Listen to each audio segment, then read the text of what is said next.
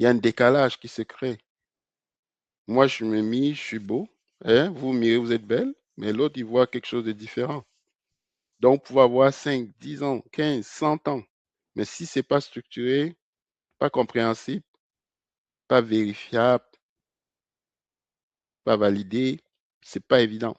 Donc, ça devient difficile de vous mettre dans une case, comme on dit ici. OK? Alors, le marché, là, il y a beaucoup de candidatures. Le marché, aujourd'hui, a l'avantage des recruteurs. Il fait un temps, là, un peu avant la COVID, enfin, après la COVID, surtout, là, où on suppliait les gens de travailler. Les employeurs étaient obligés de faire des pieds et des mains, mais ce n'est plus le cas. Alors, quand le recruteur, il a le choix et qu'il ne sait pas trop où vous mettre, ne prend pas de risques. Je ne sais pas concrètement comment évaluer votre expérience. D'accord? Et quand il ne veut pas prendre de risques, qu'est-ce que le recruteur fait? Ben, le recruteur ne vous appelle tout simplement pas. On a vu Aimée, elle avait ses 7 ans, elle postulait partout. Ça n'a pas marché. Donc, elle ressentait ce décalage. Il y a la frustration. Et je pense, certains de vous aussi peut-être traversent ça. Pourquoi? Parce que, encore une fois, le standard local n'est pas aligné. Ce n'est pas une affaire juste de ah, j'ai refait mon CV. Non, pas suffisant. J'ai pris un modèle de template, il y en a qui vont vous vendre ça même et dire ça suffit. Non, non, c'est pas ça. Qu'est-ce que ça veut dire concrètement? On va voir, on va voir. Mais encore une fois, ce n'est pas l'expérience le souci. C'est la manière, c'est la perception du marché vis-à-vis de cette expérience que vous amenez, que vous avez. OK? Alors, cette perception, elle est là, vous ne pouvez rien faire. Même si on vous a dit donner une équivalence, je comprends, certains disent j'ai une équivalence et tout, mais l'employeur, ce n'est pas ça qui l'intéresse. Et comment faire pour combler ce décalage? C'est la question à laquelle il faut qu'on s'apesantisse là. OK? Et donc, c'est exactement ce qu'on va voir, parce qu'il ne suffit pas de faire des constats. C'est un constat, c'est bien, tout le monde fait ce constat, mais ce n'est pas suffisant. Et donc, si on fait le constat, bah, on va voir que dans le deuxième secret, c'est qu'il faut trouver quelque chose. Comment contourner le blocage de l'expérience canadienne? On ne peut pas juste pleurer, se plaindre. OK? Est-ce que vous sentez ce blocage? Si vous sentez ce blocage, vous pouvez mettre bloqué dans le chat, puis on va voir comment contourner tout ça. Right? Mettez dans le chat bloqué pour ceux qui le ressentent. Combien d'entre vous aussi bloqué? Larissa, parfait. Bloqué. Émeric, bloqué. Ouais. Mais ça ne va pas rester comme ça. On est là pour trouver des solutions. Donald, bloqué. Parfait. Alors, combien d'entre vous ont entendu parler de ces 3 acronymes CAPM, PMP ou SAP? Ces certifications, on va les développer, mais n'hésitez pas, écrivez oui si vous avez entendu parler de ça, CAPM. Je vais écrire dans le chat, encore une fois, PMP et SAP. Si vous avez entendu, vous dites oui. SAP, oui. Juvenal, parfait. Alors, très souvent, ces certifications-là vont être perçues pour beaucoup, Christian, oui, comme un énième diplôme, encore un examen. J'ai déjà trop de diplômes, je suis déjà trop vieux pour aller à l'école. J'ai même entendu ça. Hein? J'ai 45 ans, je vais encore aller m'asseoir à l'école, faire quoi avec des genoux, avec mon enfant. D'accord? Mais c'est une erreur, parce qu'en réalité, ce n'est pas juste des mots, ce n'est pas juste des lettres, c'est puissant. Un CAPM, c'est un standard mondial, c'est une certification reconnue par le PMI et par la majeure partie des employeurs. Et ce, peu importe le pays. D'accord? Pour les juniors, pour ceux qui veulent rentrer en gestion de projet, vous arrivez, vous dites au Canada, moi je n'ai pas le temps d'aller aux études. Je vais aller chercher une reconnaissance comme celle-là. Je veux me reconvertir. D'accord? C'est vraiment la porte d'entrée. Cécile, oui, bravo. La porte d'entrée. Vous allez avoir vraiment une bonne passerelle pour, comme CAPM, un jeune diplômé, par exemple. Et même, il y a des jeunes diplômés qui m'ont dit, coach, si j'avais su 6 mois avant la fin de mes études, je serais venu te voir, j'aurais gagné 6 mois. Un an avant même. Je leur ai dit, c'est comme ça, c'est la même histoire qui se répète. Vous attendez la fin des études, après, c'est galère parfois pour trouver un premier emploi. PMP, ça c'est pour déjà des pros qui ont l'expérience, qui ont déjà géré des projets, que ce soit des projets dans l'entrepreneuriat, en entreprise, mais qui ont déjà piloté des choses. Et donc, ils viennent chercher une reconnaissance mondialement connue. C'est connu, un PMP, peu importe le pays, on sait ce que vous valez, d'un coup d'œil. Alors, ça, c'est des titres très prisés, valorisés et respectés au Canada. C'est un examen, c'est des examens mondiaux, pas de triche. Parfois, on a même, dans certains cas, on a peur. On dit, est-ce que le diplôme qu'il a là, c'est même vrai? Dans son pays, si je donne un peu d'argent, on va m'arranger ça, on va me donner un doctorat. Mais quand vous dites que vous êtes certifié, très peu de chance. Ça veut dire que vous l'avez mérité. Et ça, c'est très important. SAP, pour ceux qui aiment les TI, qui veulent se reconvertir en TI, ou qui ont un PMP, un CAPM et qui veulent se spécialiser. SAP, qui est un éditeur très connu, premier PGI dans le monde, gérer les entreprises, les processus d'affaires des entreprises. Ça va vous permettre de dire à une entreprise, tu as un système, moi je sais le gérer. J'ai une certification de l'éditeur, celui qui a fabriqué, on m'a pas mis ça au quartier. C'est lui, l'éditeur, qui me donne ça. Vous allez pouvoir piloter des projets de migration de façon professionnelle. Une firme de consultants peut dire, venez, on fait confiance, on peut vous envoyer chez un client. OK? Alors, très important de noter que c'est un des outils les plus utilisés. Hein. La plupart des grandes entreprises, S&P 500 et consorts, top 100 canadiens vont l'utiliser. OK? Donc, là, on est sur des logiciels de gestion intégrés, très prisés. Ça vous donne un avantage concurrentiel. Vous connaissez un peu de gestion de projet, vous êtes consultant SAP ou vous êtes utilisateur SAP, vous avez un mix de compétences comme ça, boum, ça vous ouvre des portes. Et être formé dessus, donc, va vous donner un plus, un atout. Beaucoup de gens disent, je suis compétent, je vais arriver en entrevue, qui me donne ma chance. Mais le problème, c'est que souvent, c'est les RH qui recrutent. Le RH ne connaît pas tout ça. Le RH va se baser sur ce que vous avez dans le CV. Si vous êtes certifié, vous avez une formation, il va prendre le CV et mettre au-dessus de la pile. Donc, parfois, vous qui êtes même très compétent, vous n'allez même pas avoir la chance d'arriver devant les experts techniques pour leur montrer votre force, votre talent. Est-ce que vous êtes d'accord avec moi? Est-ce que vous êtes d'accord? Comprenez la notion de standard maintenant un peu? C'est quoi ce standard canadien? À quoi ça rime? Si c'est le cas, mettez oui.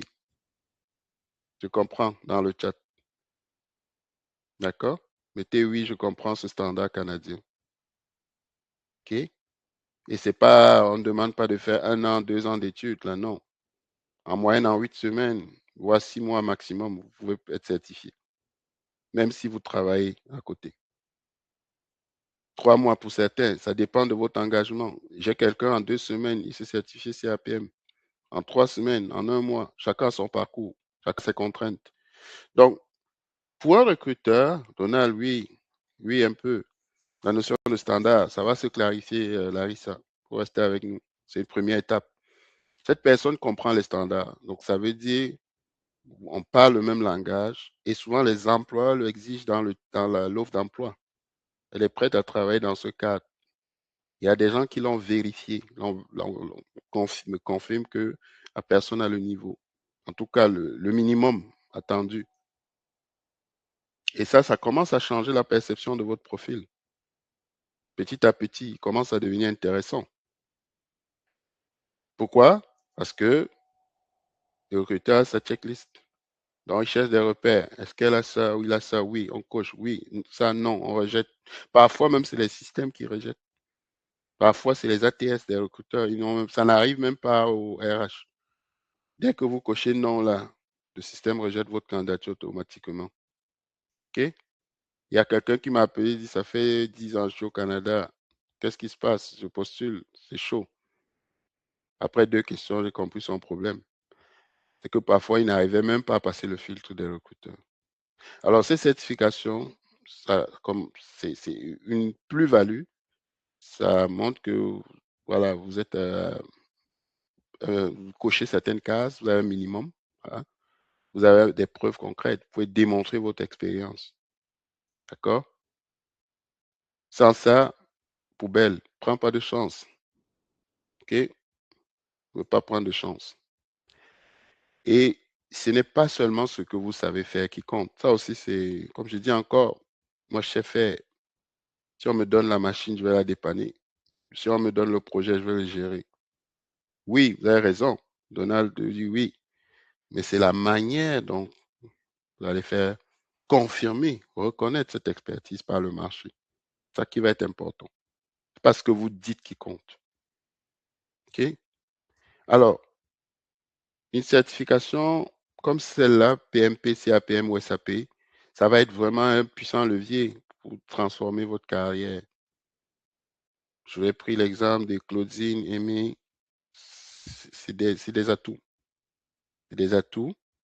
Et donc, votre crédibilité, là, on va commencer à dire oui, c'est bon. Mais attention, ne partez pas. Il y a des gens qui vont dire, ah, moi, j'ai déjà la solution à mes problèmes, je pars. Non, c'est une première étape. Et c'est parce que c'est là où beaucoup font une erreur. Tu arrives au Canada, ils disent, moi, je vais aller chercher mon diplôme, je vais aller choisir une certif, je vais la passer, bingo. J'ai tout le premier résolu. D'accord? La recette magique, ou presque. Mais non, ça ne marche pas comme ça dans la réalité. Bravo si vous êtes déjà rendu là, mais ce n'est pas seulement ça. D'accord? Ça ne fonctionne pas comme ça. Pourquoi? Parce que, un, vous pouvez choisir la mauvaise certif. Vous dispersez. Il y en a, je vois des gens, ils font 3, 4 certifs, 5 en même temps, tout ça. Des gens qui passent le temps à se former, perdent le temps et on se décourage au final. Alors, nous, là, on veut une vision claire, clarifier le positionnement et ensuite passer à l'action.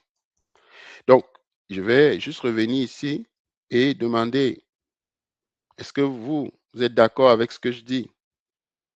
OK? Il y en a qui disent, moi, je vais passer un diplôme, ça va tout résoudre. Moi, j'en ai vu des diplômés.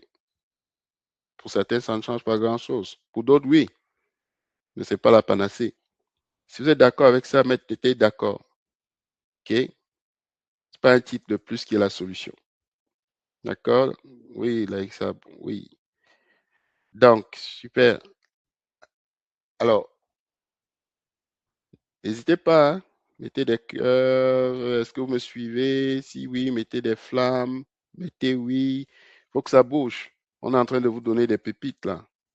J'espère que vous commencez à dire, ben, j'ai fait le bon choix ce soir d'assister.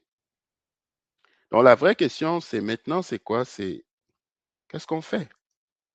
Vous allez vous poser cette question, non? Comment on structure tout ça? Ça veut dire quoi concrètement? Ben, c'est exactement ce qu'on va voir. Donald est en feu, Larissa aussi. Good. C'est exactement ce qu'on va voir. Alors, ce troisième secret, ce troisième pilier, c'est enfin, la vision.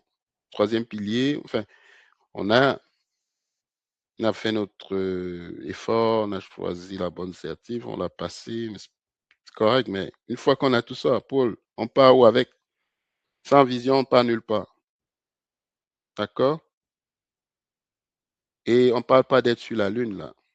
Une vision claire, pas quelque chose de très compliqué, pas quelque chose de très théorique, mais un plan qu'on peut appliquer et comprendre.